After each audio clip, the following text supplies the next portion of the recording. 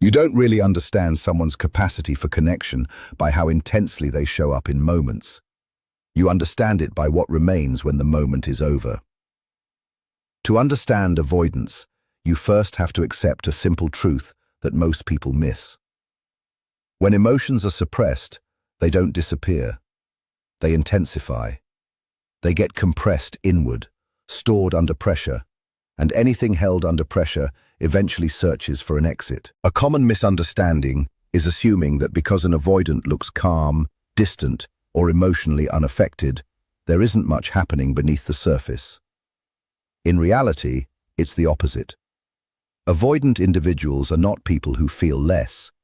They are people who learned, often early in life, that showing emotion is unsafe, ineffective, or even risky. So instead, they adapt. They build internal control systems. They manage themselves. They regulate everything. Over time, that becomes their identity: composed, independent, self-contained. But that control always comes with a cost. Feelings that are not processed don't fade away. They accumulate. And that accumulation doesn't stay silent forever. It starts looking for a release point, somewhere it can be expressed without activating the fear of vulnerability that has been deeply conditioned in them.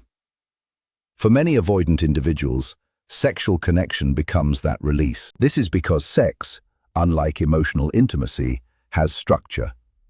It has a clear beginning, a middle, and an end. It exists in a defined container where roles and expectations are more predictable. There is an unspoken agreement. Closeness is allowed, but only in this moment, in this way, and within this boundary. That makes it feel safer. It gives them intensity without the feeling of losing themselves inside it. So in those moments, everything that has been suppressed, desire, longing, passion, even tenderness that rarely shows in everyday life, can surface all at once. And for the person experiencing it, it can feel overwhelming in the best way. It feels deeper, more consuming, more real than anything before. Because what they are encountering isn't just attraction. It's the release of emotional pressure that has been building for a long time. But this is where the misunderstanding begins. That intensity is real, but it is not emotional availability. It is not evidence that the avoidant is suddenly open, stable, or capable of sustaining that level of connection outside of that moment. It is simply the one space where their internal defenses loosen temporarily. Not because the fear is gone, but because the situation feels contained and controlled. This creates a powerful illusion. The other person starts to believe this intensity is the real relationship, that this is what the connection could always be. But for the avoidant, it doesn't extend that way. Once the moment ends, the system resets. The distance returns. The emotional restraint comes back online. And the contrast between closeness and withdrawal becomes even sharper. That is why avoidant individuals are often described as sexually intense. What people are actually witnessing is not emotional openness, but the overflow of suppressed emotional energy finding a safe channel for expression.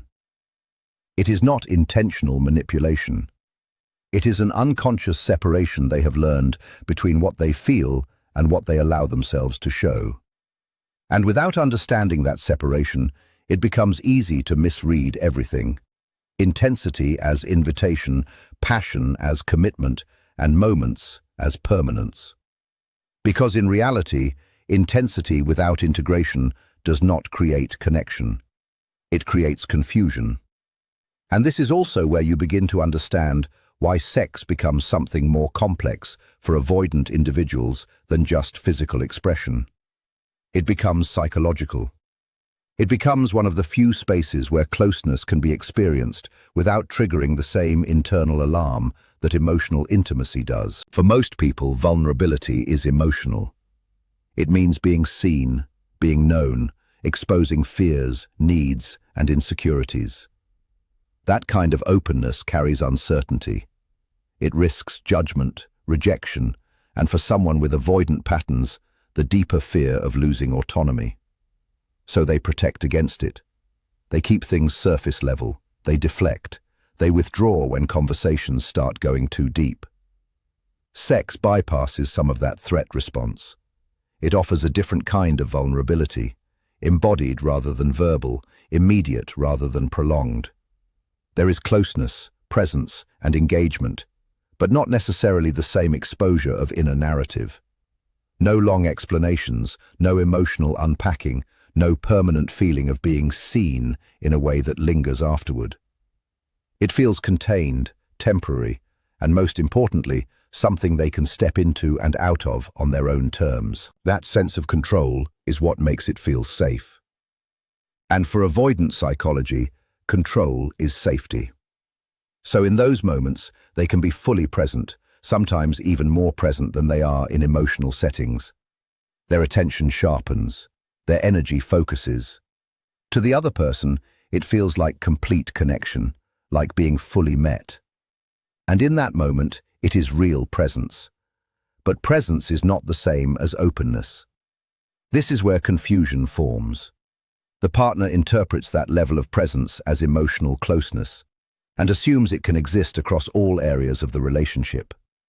But for the avoidant, it remains compartmentalized. Intimacy is allowed here, inside this boundary, but it does not automatically extend beyond it. When the moment ends, access ends with it. They return to their default state, self-regulated, guarded, contained. Not necessarily because the connection meant nothing, but because sustaining that level of openness outside of a controlled environment feels overwhelming and destabilizing. It threatens their internal balance, so they retreat, often without fully understanding the shift themselves.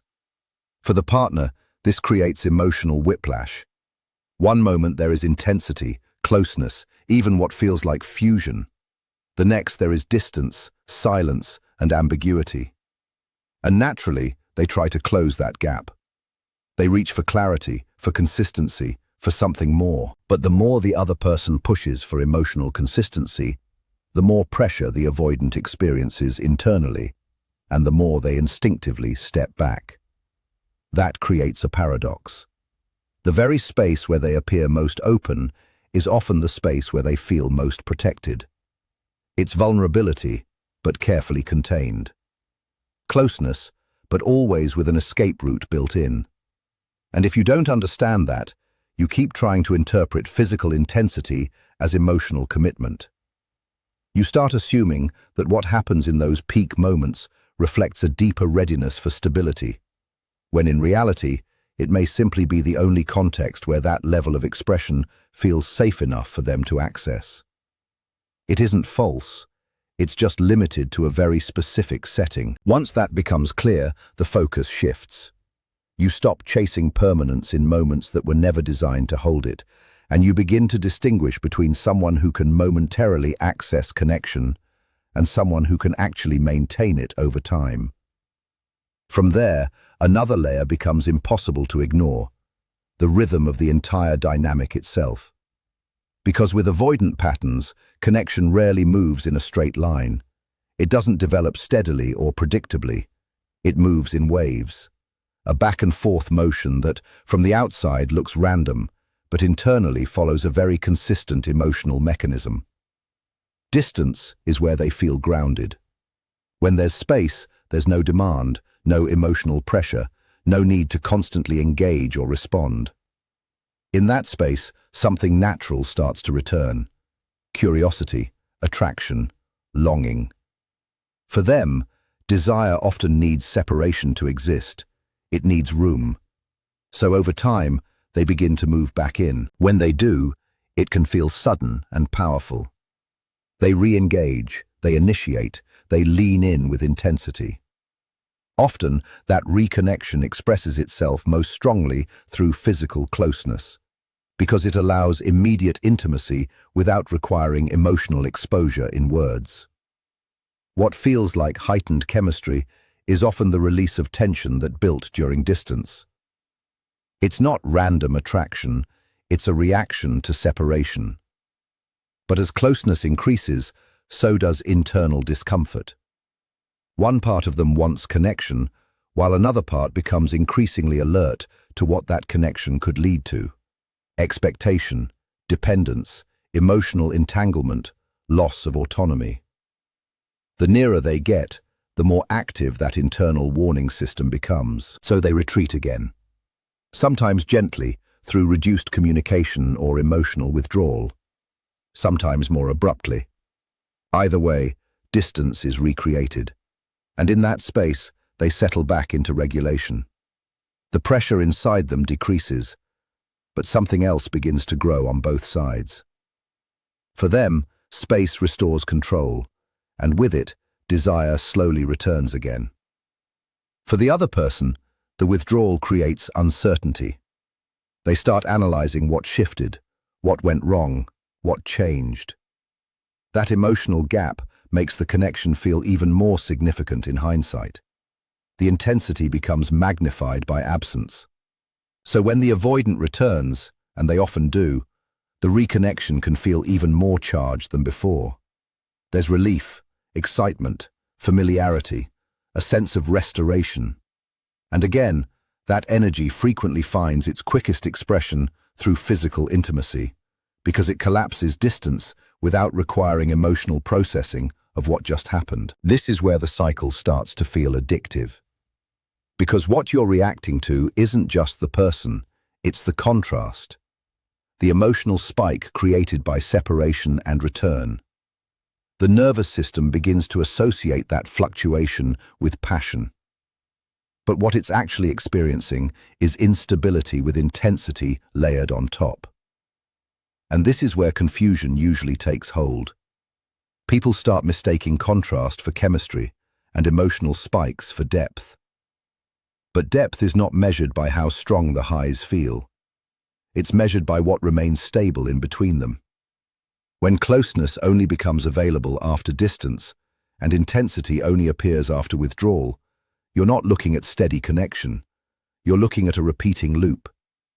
One person reaches for clarity, while the other reaches for space, and the pattern sustains itself. And if you go deeper into that pattern, another truth becomes clear. What often looks like control, dominance, or emotional intensity in this dynamic is not primarily about power over someone else. It's about protection of the self.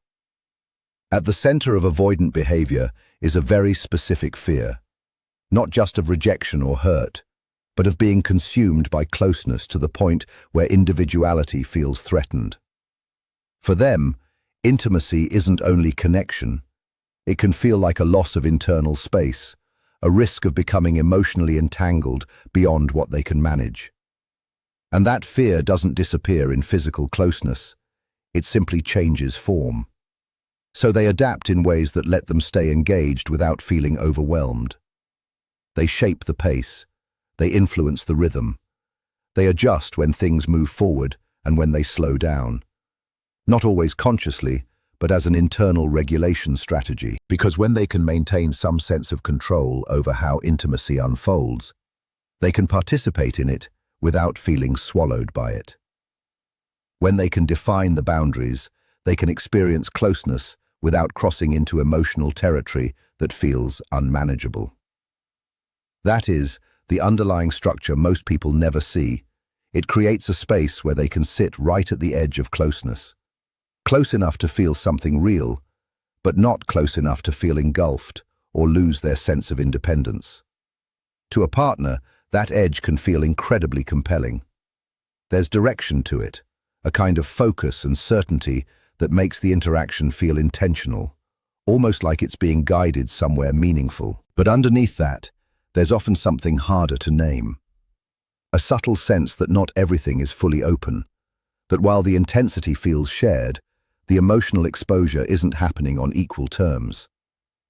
One person is fully inside the experience, while the other is still partially observing, still partially holding back. This is where internal conflict usually starts. Because part of the partner is drawn in completely, the clarity, the intensity, the decisiveness of the moment all feel undeniable. But another part starts picking up on the imbalance, the sense that something is being contained, that the connection, while powerful, isn't fully mutual in its openness. If that imbalance isn't recognized early, it slowly shifts the dynamic. The partner begins trying to bridge the gap. They reach for the same depth outside of those moments, trying to turn intensity into continuity. But that attempt introduces pressure. And pressure is exactly what the avoidant nervous system is organized to avoid. So what felt like passion begins revealing its structure. A carefully regulated form of closeness, where intensity is permitted, but only within boundaries that keep emotional overwhelm at bay. That doesn't make the experience fake. The intensity is still real, the presence is still real. But it's filtered through a need for self-protection. And that filtering changes how it lands, especially for someone trying to relax into it fully. Because genuine intimacy isn't just about how deeply you can feel in a moment. It's about whether you can stay open without having to manage or control the emotional environment. When control becomes the condition for closeness, what remains isn't surrender. It's regulation. This is also where misunderstanding tends to peak. The partner has already experienced something powerful. The intensity wasn't subtle. The presence wasn't imagined. The emotional charge of those moments can feel so strong that it naturally leads to one conclusion. This must mean something deeper, something ongoing. And that assumption is understandable. Most people associate intensity with depth. When something feels immersive or consuming, the mind automatically assigns it emotional significance. In many secure dynamics, that instinct is correct. Physical and emotional intimacy tend to move together and reinforce each other. But in avoidant patterns, that alignment often breaks.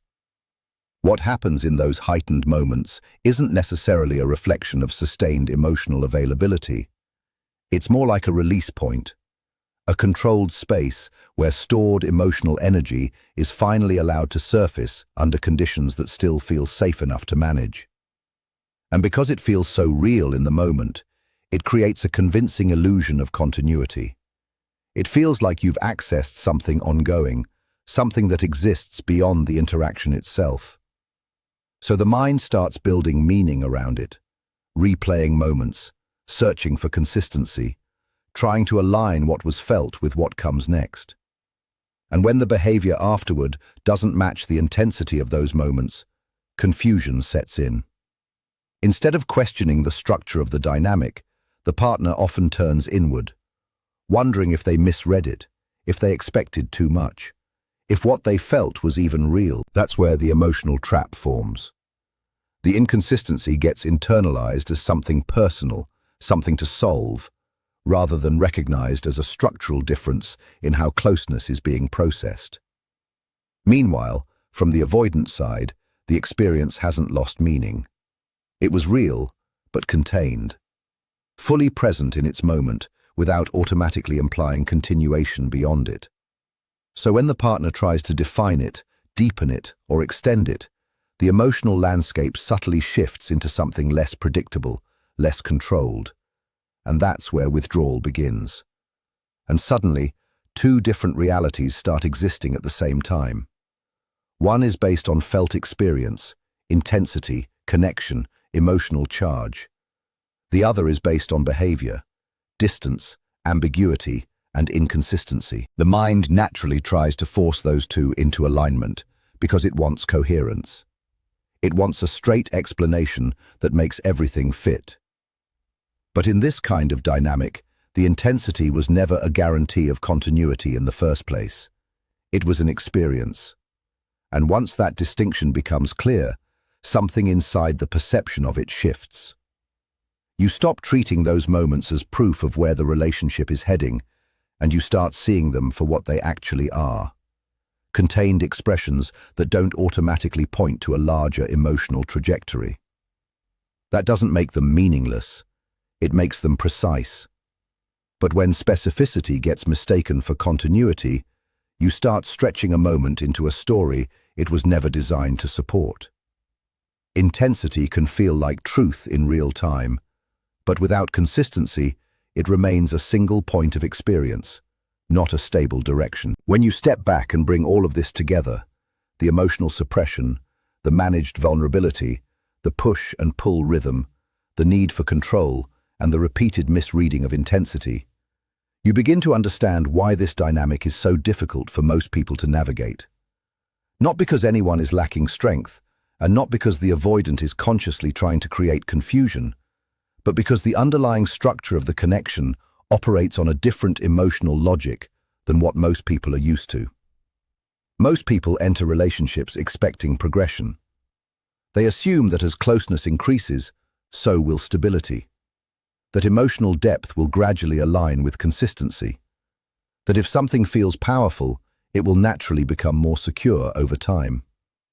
In other words, they expect a linear path, where each stage of connection builds on the last. But avoidant dynamics rarely follow that pattern. They tend to move in contradictions. A person can be deeply engaged, emotionally and physically present in one moment, and then distant, detached, or ambiguous in the next. Not because the emotion was false, but because sustaining that level of openness continuously exceeds their internal capacity. What results is not a steady baseline with gradual growth, but a series of peaks separated by distance. And that is where emotional strain begins to build. Because living inside that rhythm requires holding two truths at once. The intensity is real, but it is not predictive. The connection exists, but it is not consistently accessible. What happens in peak moments does not necessarily define the relationship outside of them. Most people aren't prepared for that kind of emotional duality. So they adapt in ways that slowly destabilize them. They become hyper-attuned to shifts in tone and behavior. They start analyzing everything for hidden meaning. They either lean in harder, trying to create stability through effort, or they pull back defensively to protect themselves from the emotional swings. In both cases, something important gets lost: their own center. The focus shifts from, "Is this healthy for me?" to, "How do I make this work?" And that shift, while understandable, often leads to self-negotiation, tolerance of inconsistency, and gradual erosion of boundaries that would normally matter. This is why the difficulty isn't the intensity itself. It's the lack of integration between intensity and continuity. Without that bridge, the experience becomes emotionally disorienting, powerful in moments, unstable across time. That doesn't mean every avoidant connection is doomed, but it does mean the imbalance becomes likely when awareness is missing on both sides. One person ends up adapting to the cycle, while the other remains protected within it. Over time, that asymmetry becomes hard to sustain. So the real question is not whether someone can handle intensity. Many people can. The real question is whether they can remain anchored while experiencing it. Whether they can recognize what is real in the moment without assigning it permanence it cannot consistently hold. Whether they can distinguish between connection that feels powerful and connection that is actually sustainable. Because those two are not always the same thing. And if that distinction isn't made clearly, it becomes easy to keep chasing emotional highs while slowly losing stability in the process. Avoidant dynamics feel confusing not because they lack depth, but because their depth is segmented. It appears in moments, in controlled environments, in bursts of emotional access that feel significant, but are not always continuous. What most people are actually searching for, though, is not just depth in moments. They're searching for continuity across time. And that difference changes everything. It's easy to be drawn to intensity. It's easy to mistake emotional charge for emotional safety. But intensity alone does not create a foundation. It doesn't guarantee consistency, and it doesn't ensure availability. It creates experience, but experience and reliability are not the same thing. So the question eventually becomes simple, even if the answer is not.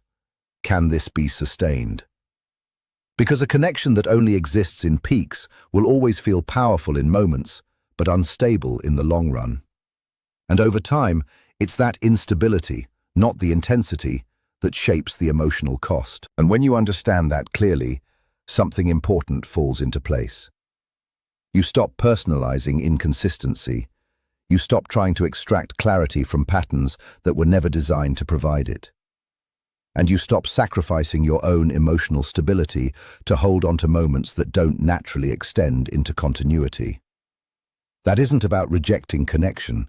It's about choosing alignment over illusion. Because real connection isn't measured by how intensely someone can meet you in isolated moments.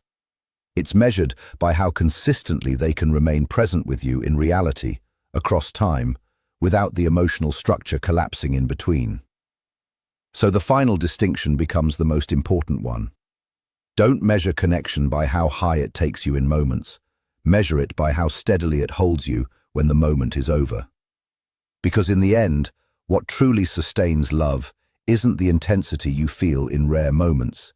It's the consistency that still holds you when the moments are gone.